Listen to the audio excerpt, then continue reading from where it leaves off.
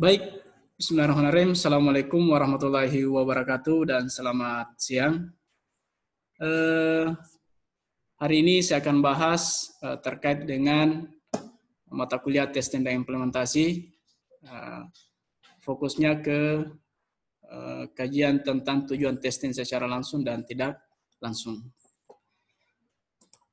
Ya, tujuan testing secara langsung yang pertama adalah mengungkapkan dan mengidentifikasi kesalahan program. Ya, beberapa waktu lalu saya sudah membahas terkait dengan tujuan testing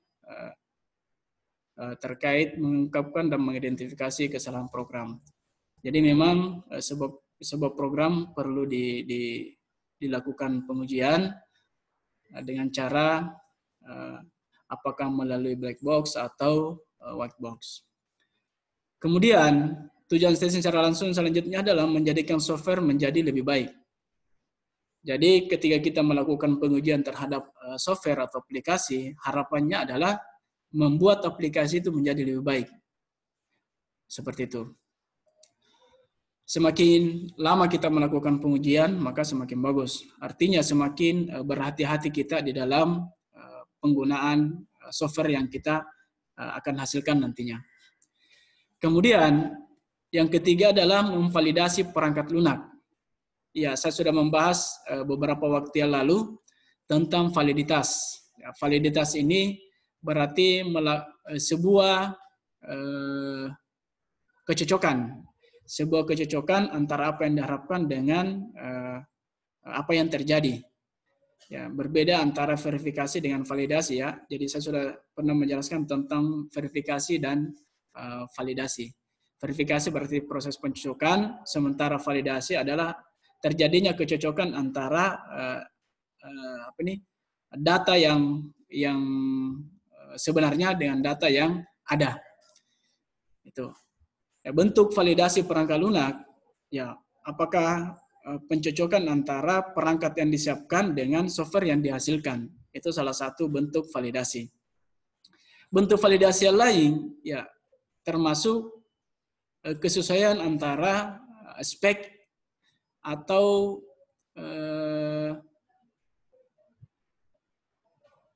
kesesuaian antara spek hardware dengan software yang kita kembangkan, atau kesesuaian antara software yang kita kembangkan dengan sistem operasi yang akan menjalankan software yang kita telah kembangkan. Kemudian melakukan pengujian terhadap sistem sebelum digunakan. Jadi tujuan testing yang secara langsung selanjutnya adalah melakukan pengujian terhadap sistem sebelum digunakan. Ya, poin 1 sampai dengan poin 4 ini saling terkait bahwa memang tujuannya di dalam melakukan pengujian ini atau melakukan testing ini semata-mata menghasilkan sebuah software yang berkualitas, sehingga dikatakan pada poin terakhir secara testing secara langsung ini adalah bagaimana supaya aplikasi ini berhasil sebelum diterapkan. Makanya melakukan pengujian terhadap sistem sebelum digunakan, dan harapannya tidak akan terjadi namanya error atau masalah ketika dia sudah diterapkan. Selanjutnya, tujuan testing secara tidak langsung. Yang pertama di sini, menjadikan temuan hasil dari tes sebagai catatan untuk keberlanjutan sebuah software. Ya, ketika kita melakukan pengujian atau melakukan tes sebuah software, harapannya kita memiliki sebuah catatan atau catatan kecil yang biasa kita lakukan dalam bentuk kuesioner. Bentuk kuesioner itulah yang menjadi catatan kita, apakah itu misalnya dalam bentuk pernyataan atau memang dalam bentuk narasi misalnya. Nah, ketika dalam bentuk catatan pribadi, itu akan dilaporkan apakah kepada si pemesan program atau untuk kita sendiri. Nah, ketika terjadi misalnya masalah di kemudian hari, maka catatan itulah yang menjadi rujukan kita bahwa memang aplikasi ini sebenarnya tidak bisa seperti ini. Contohnya yang sudah pernah saya jelaskan bahwa aplikasi yang saya kembangkan ini hanya bisa diakses oleh 5 orang. hanya bisa diakses oleh 5 orang, namun ternyata pihak pemesan atau pihak user yang ingin menggunakan aplikasi itu ya menginginkan misalnya 6 sampai 10 orang, tetapi kita hanya bisa menyediakan sampai 5 orang. Seperti itu. Nah, ketika lebih dari 5 orang ini, maka kita sudah ketahui bahwa memang sebelum diserahkan aplikasi ini kepada user atau pengguna, sudah disampaikan bahwa dia hanya bisa sampai 5 user misalnya, atau 5 orang misalnya. Tetapi ketika misalnya si pemesan ini menginginkan sampai 10 orang, ya mau tidak mau sebagai programmer harus menyiapkan itu. Tetapi apa yang sudah disepakati antara si programmer dengan si pemesan itu harus jelas supaya tidak ada kesalahan-kesalahan yang di luar dugaan kita. Contohnya tadi, kalau memang si pemesan ini hanya sampai 5 user, mengatakan sampai 5 user batasannya, berarti kita harus membuat aplikasi itu batasannya minimal 5 user. Karena memang pemesan ini menginginkan 5 user. Sehingga ketika di atas dari itu, mereka menginginkan ditambah user, berarti dia harus misalnya menambah biaya. Contoh, salah satu contoh. Seperti itu. Yang penting kita tidak membuat aplikasi di bawah dari apa yang diinginkan oleh si pemesan. Kemudian, tujuan testing secara tidak langsung yang selanjutnya adalah suatu software yang dilakukan untuk menilai apakah yang dirancang telah sesuai dengan apa yang diharapkan. Ya, ada kaitannya antara poin pertama dengan poin kedua. Saya katakan tadi, ketika pemesan ini mengatakan 5 user, berarti si programmer ini harus juga menyiapkan 5 user minimal. Karena kenapa? Si pemesan ini mengatakan dia butuh 5. Dia butuh 5, sehingga kita harus menyiapkan apa yang mereka inginkan. Sehingga terjadi yang namanya kesesuaian antara harapan dengan kenyataan. Seperti itu. Tetapi sebagai programmer, walaupun misalnya si pemesan ini menginginkan 5 user, tetapi si programmer itu harus siap dengan 10 user. Artinya sewaktu-waktu mungkin mereka menginginkan penambahan user. Mungkin hari ini mereka hanya menginginkan 5 user, tetapi kita sebagai programmer harus berpikir jangka panjang. Berpikir jangka panjang yang maksud di sini, ya kemungkinan besar di masa yang akan datang, dia akan menambah sampai 10 user. Karena mungkin saja perusahaan yang si pemesan ini akan menambah sayap atau menambah kantor misalnya. Sehingga yang tadinya mungkin hanya 5 orang bertambah sampai 10 orang. Nah, sebagai programmer harus menyiapkan untuk itu. Kalaupun misalnya kita bisa set sampai 5 orang hari ini, tidak jadi masalah. Yang penting kita sudah siapkan sampai 10 orang. Dan bagusnya dan baiknya ketika si pemesan menginginkan misalnya 5 user, tetapi kita sebagai programmer membuat dia menjadi 6 user misalnya.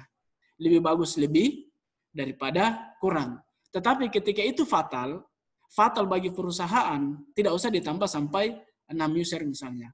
Fokus kepada 5 user. Kalau misalnya fatal misalnya ketika kita tambah sampai 6 user. Tapi ketika tidak ada dampak dari penambahan user ini atas keinginan si programmer, yang tidak jadi masalah.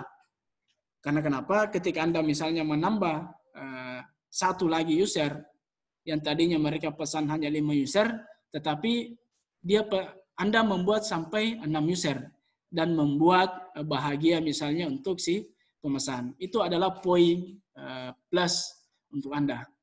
Jadi mungkin saja dia akan mengatakan kepada rekan kerjanya misalnya, atau kepada orang lain bahwa si programmer ini saya hanya pesan 5 tapi kami dikasih 6 user misalnya. Tidak jadi masalah ketika itu tidak membuat Anda rugi misalnya.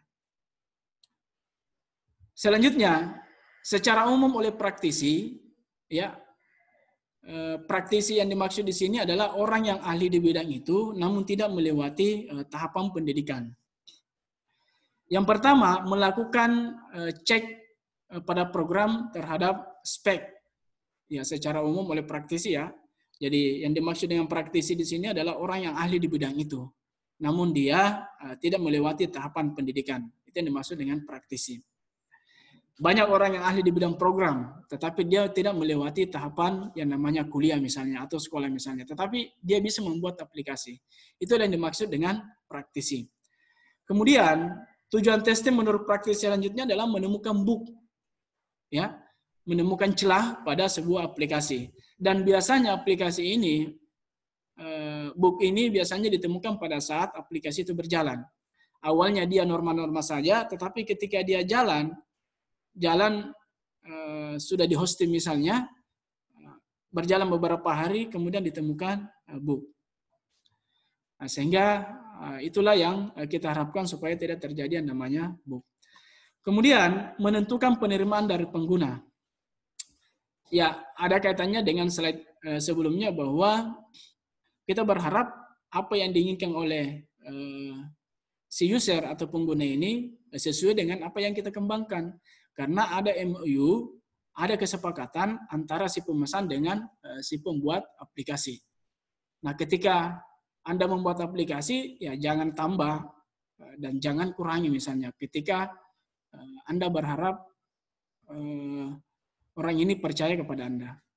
Seperti itu. Kemudian, memastikan suatu sistem siap untuk digunakan. Ya, yang namanya testing, yang namanya pengujian, kita berharap ketika sudah melewati pengujian yang super ketat misalnya, berarti kita berharap aplikasi ini bisa berjalan dengan maksimal. Tidak terjadi yang namanya error misalnya atau bug misalnya. Seperti itu. Kemudian mengetahui akan keterbatasan sistem. Ya, aplikasi yang kita kembangkan sebagai programmer pasti tahu kelemahan dari sistem yang dia kembangkan. Tidak mungkin seorang programmer tidak mengetahui kelemahan dari sebuah sistem yang dia kembangkan. Tidak mungkin. Ya, salah satu contoh misalnya, aplikasi Anda hanya bisa sampai jalan aplikasi Anda hanya bisa jalan sampai 5 user. Hanya sampai 5 user saja. Ketika misalnya diminta untuk naik sampai 10 user, mungkin Anda atau aplikasi Anda tidak bisa lagi. Tidak bisa lagi. Karena mungkin disebabkan oleh bahasa pemrograman yang Anda gunakan, atau misalnya database yang Anda gunakan tidak memenuhi misalnya. Nah, keterbatasan inilah yang dimaksud mengetahui akan keterbatasan sistem. Itu. Nah, keterbatasan sistem ini seorang programmer harus tahu. Harus tahu. Sehingga pada suatu saat si pemesan ini atau user ini menginginkan ada penambahan, berarti Anda harus berusaha untuk menambahnya. Walaupun misalnya sudah disepakati di awal hanya sampai di situ, tetapi ketika mereka menginginkan ada penambahan fitur misalnya, ya Anda jadi masalah, Anda meminta biaya tambahan misalnya. Tetapi jangan juga kelewatan. Jangan kelewatan, karena kenapa? Ini adalah pekerjaan Anda mulai dari awal misalnya. Daripada diserahkan kepada orang lain yang tidak tahu persis dengan kondisi aplikasi yang telah Anda kembangkan. Nah, aplikasi yang bagus, saya sudah menjelaskan bahwa aplikasi yang bagus itu adalah aplikasi yang bisa dikembangkan oleh orang lain atau bisa diperbaiki oleh orang lain, bukan hanya programmer tersebut. Kemudian, mempelajari apa yang tak dapat dilakukan oleh sistem. Ya, ini ada kaitannya dengan poin pertama, yaitu keterbatasan. Mempelajari apa yang tak dapat dilakukan oleh sistem. Itu. Nah, keterbatasan-keterbatasan inilah yang perlu diantisipasi. Kalau misalnya dengan masalah ini atau keterbatasan ini mempengaruhi pekerjaan orang lain atau si pemesan aplikasi ini, maka sebagai programmer harus mengantisipasi itu atau harus menghilangkan itu. Karena kenapa? Ya mungkin saja karena masalah-masalah seperti ini membuat perusahaan orang lain menjadi rugi misalnya. Kemudian tujuan testing membuktikan bahwa error tidak terjadi lagi. Ya, ini menurut praktisi ya, dan semua sepakat kayaknya antara praktisi maupun pakar sepakat bahwa pengujian ini tujuannya adalah untuk membuktikan tidak terjadi lagi error. Nah, seperti itu.